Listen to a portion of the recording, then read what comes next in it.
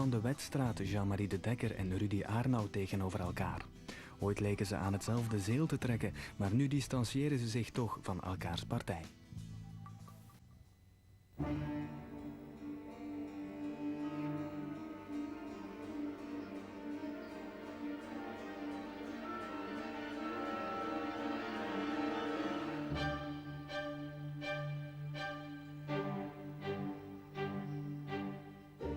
Steven Pinker is experimenteel psycholoog, taalkundige, schrijver en professor aan de Harvard University in Cambridge, Massachusetts.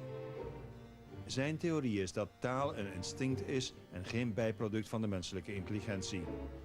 Pinker schreef er verschillende boeken over, stuk voor stuk bestsellers, zoals Het taalinstinct en Hoe de menselijke geest werkt.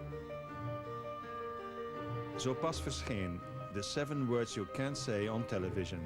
Taalkundige beschouwingen bij vloeken, vuile woorden, schuine moppen en scabreus taalgebruik. Aanleiding voor een net gesprek over vuile woorden met deze 54-jarige Canadees. Okay. Steven Pinker, you're a respectable and well-respected professor. Why do you seem so obsessed with dirty words, off-color jokes, profanities? Well, one reason is that it's an interesting scientific issue. Why would two synonyms, words that mean exactly the same thing, have such different reactions in people's minds? So different that people think that it's immoral to use one word versus another.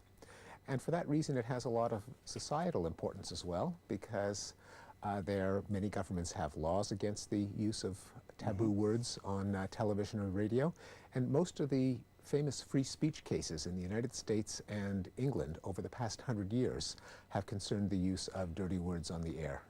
Before we go into that, what exactly is your field of study and how did you come to it?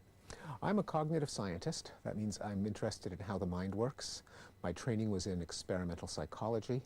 I came to it through psychology. A lot of my research is in language, not because I'm interested in language for its own sake, but I'm interested in how the mind processes language, how children acquire language, how the brain processes language, what language reveals about our understanding of the world and our social relationships. So when I say, how the hell are you interested in dirty words, could I say that on CNN? You can say that on CNN. Hell is fine. Actually, you can say anything on CNN legally because it's cable television. In the United States, the law is that cable TV can say anything it wants. It often will choose not to use words like that because it doesn't want to alienate its audience. On the internet, you can say anything you want. But on the airwaves, the government can still regulate it. And the reason, the logic is, it's a little old-fashioned, that you choose to subscribe to cable television service. You call the company, you write them a check, you sign a contract, whereas broadcast media comes into your windows whether you like it or not. And so it's like an intruder into your house. You can't keep it out. And so a child who turns on the radio might hear a dirty word that second and their morals would be corrupted. Whereas if they have cable television, their parents have already agreed that it's okay to have it in the house. That's the legal rationale. Why is this society so tolerant for display of violence and so Puritan when it comes to dirty words?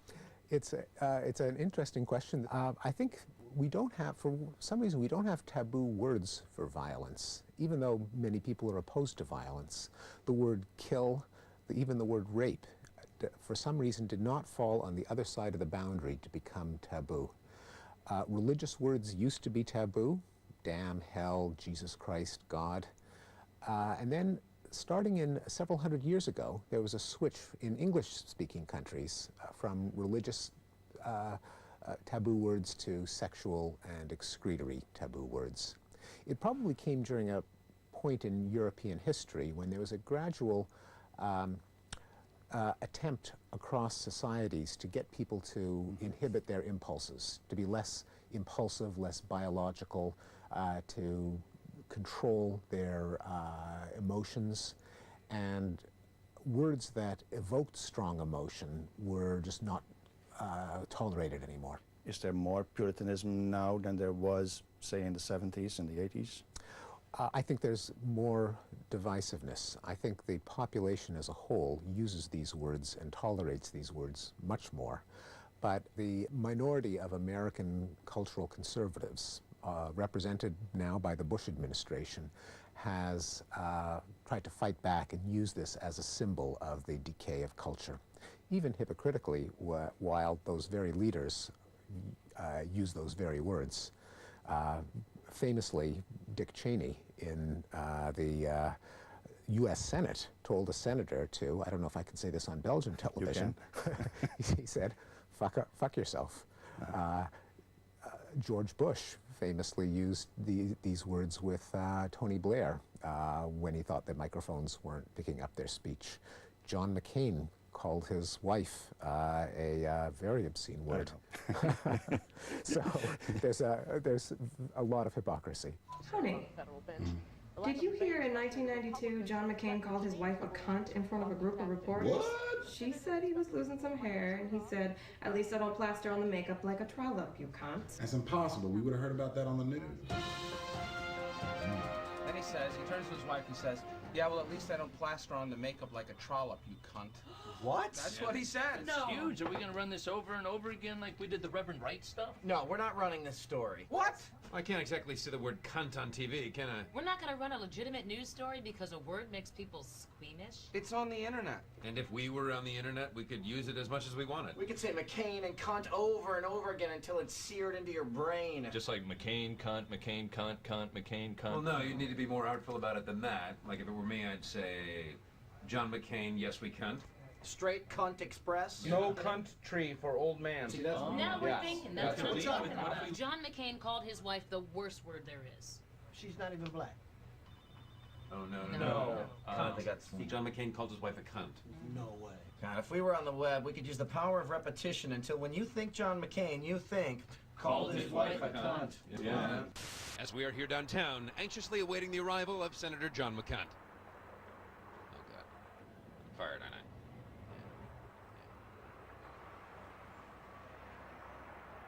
John McCain called his wife a cunt. Why is crap acceptable, shit is not? Why are words dirty? Words aren't dirty by themselves. They're not dirty, they're not clean. It is a purely social phenomenon. That is, I use the word shit if I want to offend you or at least wake you up. And why does it work? Because you know that I've used it to offend you. How do you know that I've used it to offend you? Because I know that you're going to react that way, and that you know that I know that you know that I know. So it's a funny process of positive feedback. And like positive feedback processes, it can often be capricious how it develops. Why one word, why not another word? And I think like many social trends, it's impossible to predict it exactly, although you can say what the probabilities are. So the probability is that any word that can evoke a strong negative emotion is more likely to become a taboo word than a word for a pleasant or a neutral experience. But which word and which emotion, that varies with history. Apart from religion, execration, are there other sources of taboo words? Death and disease. In Polish and Yiddish, one curse is choleria, cholera. And someone told me that in the Netherlands, one of the worst things you can say to someone is get cancer. And even in English, cancer is not strictly a taboo word, but it's heading in that direction. And often obituaries will say that someone died of a long illness. They won't use the word cancer. What about the minorities? You didn't mention homosexuality, you didn't mention... Oh, that's one of the biggest. And in fact, people don't think of that as swearing. They don't think of words like nigger and faggot and kike as swear words, but they really are like swear words. They are taboo in the sense that it's considered a sin to say them aloud. And they are by far the most offensive words in contemporary American English. Someone says, if I were to say shit in a lecture, no big deal. If I were to say nigger in a lecture, unless it was a linguistics lecture, I could be fired. But it's different with rappers, for instance. They can do it. A lot of taboo words can be used in very specific contexts that remove the taboo. Taboo words for sexuality, of course, can be used for sexual arousal. Talk dirty to me is what is the famous formula for sexual arousal. And offensive terms for minorities can be used by the members of the minorities themselves, either to defang them, to say how bad can this word be if I I'm showing you now that it doesn't hurt me, but also as a measure of solidarity. Often friends prove that they're friends by teasing each other, insulting each other, putting themselves down, and members of an in-group can do that as well. So it happens among African Americans with nigger. Many women refer to each other privately as bitch, but God help the man who does that. And that is true for all of the taboo words. The history of the word Negro, nigger, black person, African American, that's quite interesting, isn't it? Yes, as a word, there's nothing special about nigger. It comes from the Spanish negro, black, which is just the same as black, and it's part of a sound change that very often happens in languages. You go from E to I, as in we have the word creek, but it's often pronounced crick. You often reverse an R and another vowel next to it. That happens very often. Why that word in particular became the offensive term probably is simply because the Southerners and the slave owners tended to use that. There's nothing about the word itself. That became taboo in the 20th century, and when I was a child, Negro was a perfectly acceptable word. You still have the United Negro College Fund, and Martin Luther King talked about Negroes. But in the late 60s, that very quickly shifted to black. The rationale at the time was that if you called European Americans white, you need a perfectly symmetrical term for fairness. But then it's a mystery. If that's true, then why in the 1990s was there the switch to African American? Because you don't talk about European Americans. My own theory is that it has nothing to do with meaning. It has only to do with emotion.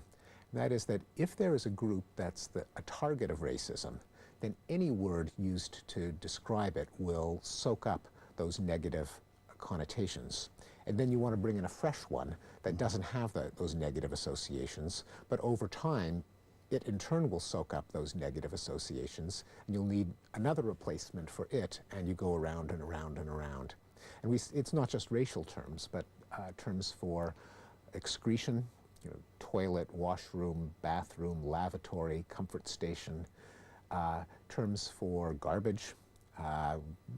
Garbage collection then became sanitation, and now it's environmental services. So what about sex?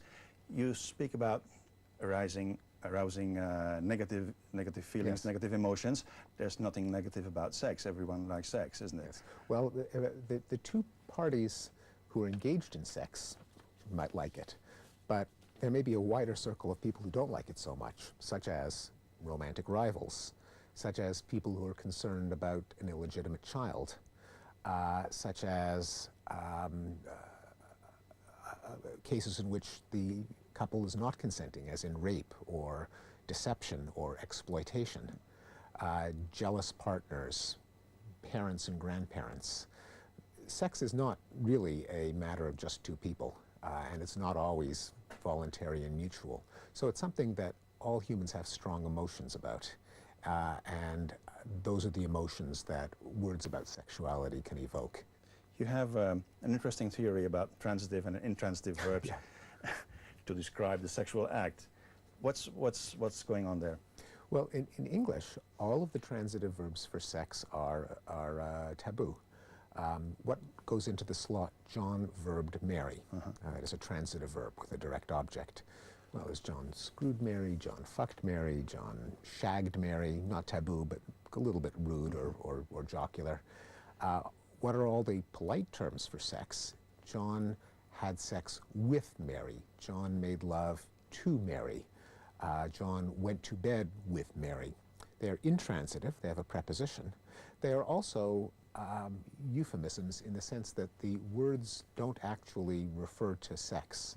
Love, bed, sleep, those are actually words for something else that are being used to refer here to sex.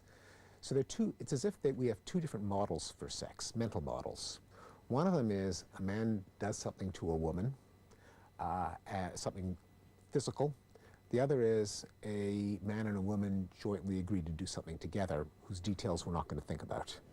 Those are the two models, and we have further evidence from the metaphors based on sex in English and other languages as well, like this is fucked up, or screwed up, meaning damaged, or he screwed me, or he fucked me over, meaning exploited. So the taboo mental model for sex is not just that a man does something to a woman directly, but in doing so he's exploiting her and he's damaging her. There's a good reason why where that mental model came from, but it's one that we all recognize, but it's one that we don't like to acknowledge. Does that apply to other languages as well? Because in Dutch, for instance, there's some pretty strong offensive words that are intransitive. Yeah, no, it doesn't apply to all languages, but it's not just English. I believe in Brazilian Portuguese, for example, you have something similar. A special case is fuck you. Which is kind of mysterious. For one thing, no one knows what it means. If you ask people, they say, well, I don't know, does it mean fuck yourself? Does it mean get fucked? Does it mean I'm going to fuck you? And also, it doesn't fit the syntax of English. It's, it should be fuck yourself is grammatical. Fuck you doesn't even fit the syntax of English. I think what happened is that in the transition from religious to sexual swearing, a lot of idioms that made sense on religious grounds, people just took out the religious word, put in a sexual word, even if it made no sense. So damn you makes sense. It means may you be damned. But when people didn't literally believe that you could send someone else to hell, and they needed a word with the same emotional punch, they took out damn, they put in fuck. And that's why a lot of English idioms don't make any sense. Close the fucking door. I mean, it's not like the door is having sex. Where did that come from? Well, close the damned door does make sense. Likewise, holy shit or holy fuck. Again, it's completely mysterious, but Holy Mary is where it came from. And again, Holy Mary didn't get a rise out of people, so you slot in another word.